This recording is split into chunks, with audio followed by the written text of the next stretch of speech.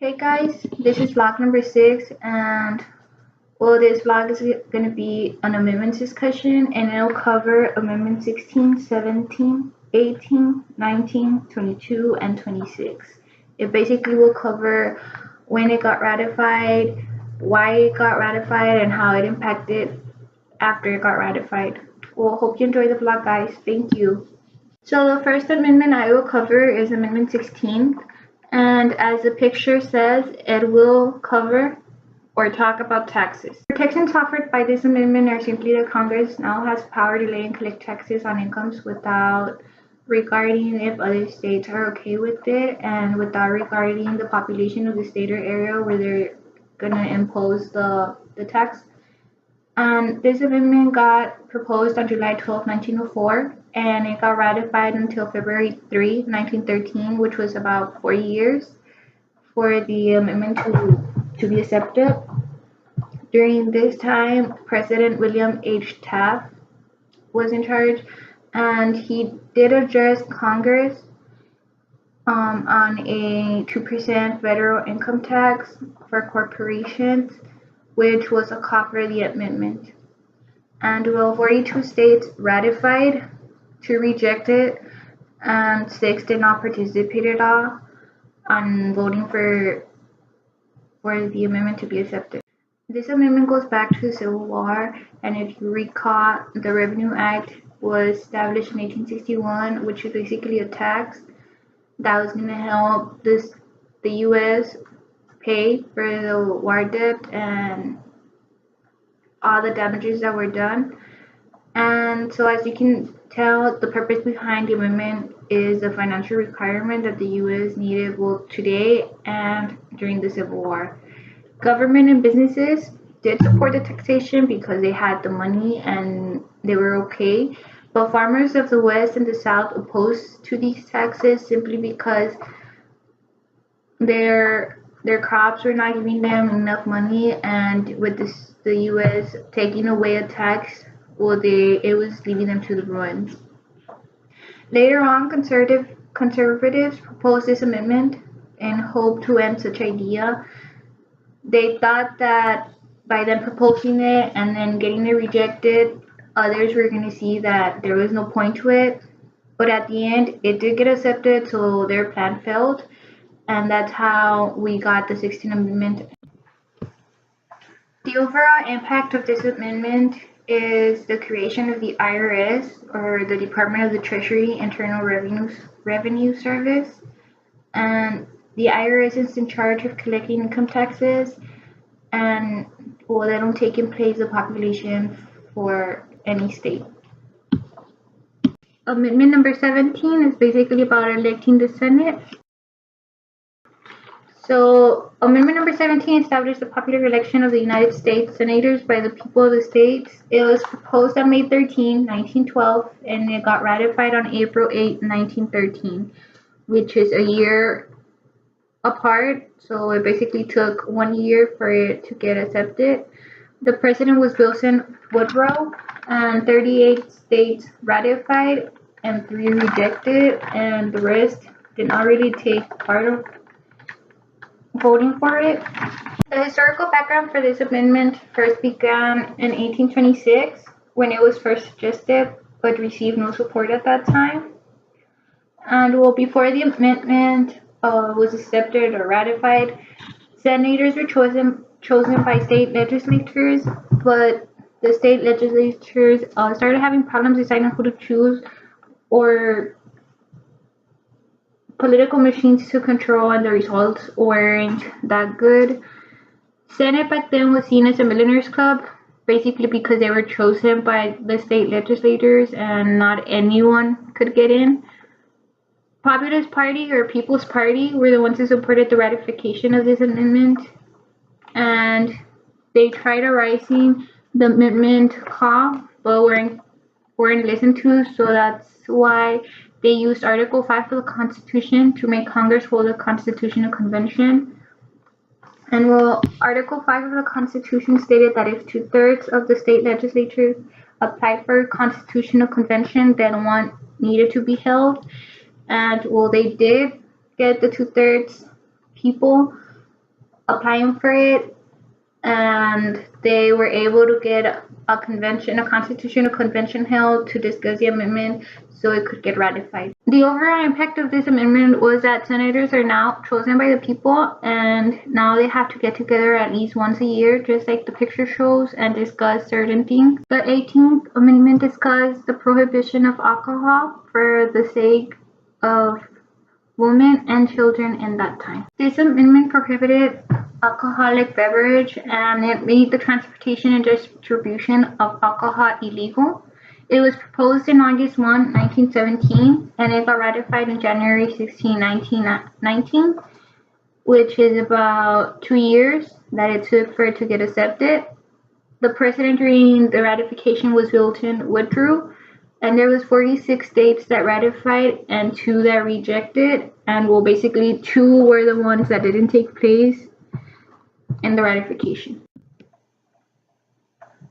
The historical background of this amendment goes back to the temperance movement by women. Women created the temperance movement to put a halt to the mistreatment they got from men that were intoxicated. So basically, women were the one that supported this, and men did not support this. But then government did see the need of such amendment because there was a lot of crimes and also mistreatment to both child and women, and that was not really good for the US. So the only reason the government supported was they thought it would help them decrease crime and make a better country. The overall impact of this amendment was negative. The crime decreased, but a lot of men were in jail. It was not worth the cost for the country. Illegal distribution and consumption couldn't be stopped. And that's when Amendment 21 repealed Amendment 18. So in other words, men did not stop drinking or consuming alcohol, and then there was other men that illegally distributed the alcohol. And well, with that done, the government or the country comprehended that they couldn't do anything to stop the distribution from alcohol. They couldn't enforce such law. The 19th Amendment is the amendment that gave women rights and a voice in this country. So in this amendment, women could vote, and it basically stated that sex could not impede people from voting. It proposed on June 4, 1919, and it got ratified on August 18, 1920, which was about a year that it took for it to be ratified. Wilson Woodrow was the president at this time. The historical background of this amendment started with the women's suffrage. The women wanted the right to vote. Susan B. Anthony organized a march to the White House, accompanied by many women, after the news that African Americans had gotten the right to vote. And that really upset her because it had been about 40 years that she had been trying. Not only her, but many other women had been trying to get this right. And for Black African Americans, or the Black people as they call them, to get the right first, it really upset her. So on this march, it ended with 6 women standing in front of the president's desk and then going to jail. But for them, it was a thing to prove that the National Woman Party was persistent with what they really wanted. And that's how this amendment all started with. The overall impact was that women could finally vote and have a choice in the politics. And for them, it was a victory because for years men hadn't wanted for this to happen, but now they were going to be able to have a voice for the country. The 22nd Amendment discusses that no president can have more than 2 terms as his servitude time. This amendment limits the presidential term for every candidate that wants to run for president. It was proposed on March 21, 1947, and it got ratified February 27, 1951, which is about 4 years that it took for this amendment to get ratified. Harry Tubman was the president in this time, and 41 states ratified and to reject it, and the rest of them did not take a participation throughout this ratification. For this amendment, the background or the reason it had behind was that Franklin D. Roosevelt served for a total of 12 years. He got elected for 4 terms. So in reality, he was supposed to serve a total of 16 years, but he died on the first year of his 4th term, and that's when Harry Tubman took his place. Harry Tubman was his vice president, and when Harry Tubman was the president, he agreed to this amendment. And well, the only reason why people wanted for this amendment to happen was because presidents age and their health may get bad, just like Roosevelt did. And they also believed that after 2 terms, a president would not really help the country anymore, but harm it. And that's why this amendment was called for. The overall impact of this amendment was that presidents can now only serve 2 terms in a total of 8 years. For example, Obama, Nixon, Clinton, Bush, and Eisenhower, all of them served a total of 8 years and then had to give up their position. Ronald Reagan and some Democratic and Republicans tried to repeal this amendment, but it was not possible. There's a lot more people that think that a president should only serve two terms. The 26th Amendment covers the right for all 18 years old and up the right to vote. Citizens at the age of 18 and older have the right to vote now. This amendment was proposed on March 23, 1921, and it got ratified on July 7, 1971. Richard Nixon was the president at this time. 42 states ratified, 8 didn't participate. During World War II, men at the age of 18 had to fight but didn't have the right to vote, which can be called as ironic.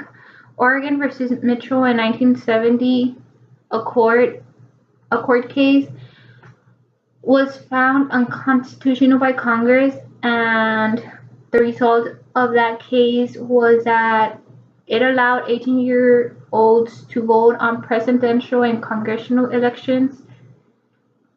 And a motto or a slogan that they had was, if you're old enough to fight, then you're old enough to vote, in 1943. And Georgia was the first state to allow 18-year-olds to vote in 1943. Dwight D. Eisenhower, Nixon, and all those 18-year-olds that had to fight supported this amendment, but Congress opposed it, saying it was unconstitutional.